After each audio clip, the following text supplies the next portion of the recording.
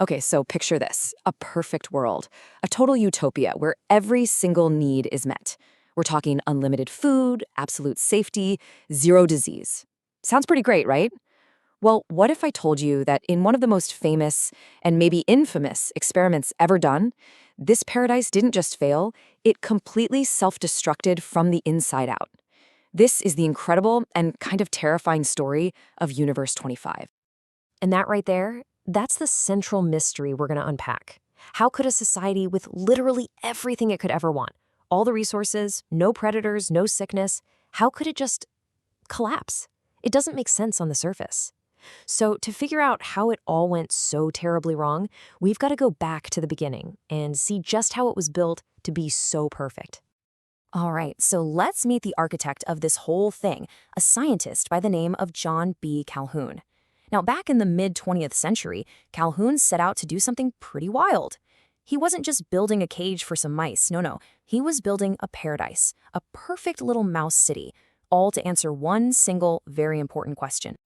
And this wasn't just some casual thing he was doing. Calhoun was a serious researcher, and his goal was super specific.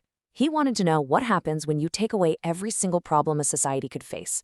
No hunger, no sickness, no predators, gone. What's the only challenge left? Just other mice.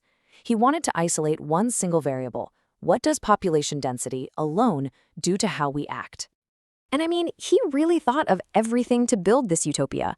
The enclosure was totally secure, totally disease-free. You can basically picture it as a luxury high-rise apartment building, but for mice. They had an all-you-can-eat buffet of food and water, 24/7, all the nesting material they could ever want, and absolutely no predators. The only thing that wasn't infinite was the space. And into this perfect little world, he introduced just a handful of residents, 4 healthy breeding pairs. That's it. 8 mice to start a civilization. And at first, wow, it was a massive success. The population just exploded. It really looked like he'd done it. He'd created a paradise. But then the dreams started to curdle. It turned into a total nightmare. So let's get into it. Let's look at exactly how this perfect society just fell apart from the inside. You can actually break down the whole life and death of Universe 25 into 4 clear phases. First, you had the strive phase. This is when those first mice are exploring, setting up territories, building their world. Then came the exploit phase, a massive population boom. I'm talking the population doubling every 55 days. Insane growth. But then, around day 315, things hit a wall. The stagnant phase. The world just got too crowded, social bonds started to break, and that explosive growth just stopped. And from that point on, it was a one-way ticket to the final phase, the die phase. A slow, irreversible slide into total extinction. And the tipping point, the point of no return, came at this number right here, 2,200. Now, what's crazy is that physically, the enclosure could have held thousands more mice, no problem. But this was never about physical space. It was about social space. This was the social breaking point. At 2,200 mice, the very fabric of their society just started to unravel. So what does a social breakdown in a mouse paradise actually look like? Well, in a word, chaos. Total chaos. Calhoun watched as males became hyper-aggressive, forming these violent gangs. The whole social order just dissolved. All those complex rituals for courtship and meeting, gone. They just forgot them. Mothers started neglecting their babies, some even attacked them. Infant mortality went through the roof. But in the middle of all this violence and collapse, something really weird started to happen. A totally new type of mouse appeared. He gave them this unforgettable name, the beautiful ones. And these mice, they just completely checked out from society. They withdrew from all the chaos. They didn't fight. They didn't mate. They didn't raise any young. All they did was eat, drink, sleep, and groom themselves. All day. So they had these perfect, sleek coats. Physically, they were gorgeous. But socially, as Calhoun put it, they were already dead. And Calhoun's own conclusion on this is just chilling. It really captures the finality of it all.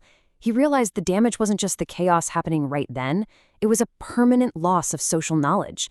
The mice had literally forgotten how to be mice. And this is the key part. Even when the population started to die off and there was plenty of space again, it didn't matter. It was too late. The basic behaviors they needed to survive, to mate, to raise young, were just gone. forever. And to describe this unstoppable, irreversible collapse, Calhoun came up with a phrase that's now famous: the behavioral sink. It's such a powerful and haunting idea, right? I mean, just imagine a social vortex, like a whirlpool. The stress from all the crowding creates these destructive behaviors, and those behaviors just suck the whole society deeper and deeper into this downward spiral, a spiral they can't escape. And this, of course, is where the conversation always goes, from mice to men. Calhoun himself absolutely saw his experiment as a grim warning for us, for humanity, especially with our huge, dense cities. But is that a fair comparison? Are we really just mice in a slightly bigger cage? That's a huge debate, and it's one we definitely need to unpack. So the whole debate really boils down to this. On one side, you've got Calhoun's pretty terrifying conclusion that overcrowding will inevitably lead to social collapse, and that this is a direct warning shot for all our big cities. But the critiques are really, really strong. For starters, we're not mice. We have culture, technology, art, complex social structures. We can innovate our way out of problems. And maybe most importantly, unlike those mice, we're not trapped in a box. We can move, we can adapt, we can change our environments. And that right there is a massive difference. Okay, so if Universe 25 isn't a direct prophecy about our future, then what is it? Well, decades later, the experiment has become way more than just a set of data points in a scientific paper. It's become a powerful myth, right? A cultural metaphor. And to really get what it means today, we have to look at the legacy it left behind. We can really think about its legacy in 3 different ways. First, from a purely scientific view, it's an important animal behavior study, but one with some serious limitations. Then, there's the cultural legacy. It became this powerful parable, this story that tapped right into our fears about big cities and overpopulation. And finally, there's the ethical part. Today, it's a major case study that makes us ask some really tough questions about the morality of doing experiments like this in the first place. So after all that, what's the real lesson here? What should we take away from this? Well, it's definitely not that our cities are doomed to collapse. The real lesson is a lot more subtle and, honestly, a lot more interesting. Universe 25 is this powerful, stark reminder of just how much our social environment shapes our behavior. It shows that chronic stress, especially from crowding, can be a really destructive force. And maybe most importantly, it shows how a scientific story can take on a life of its own, becoming this powerful and sometimes misleading cultural myth that we really need to look at critically.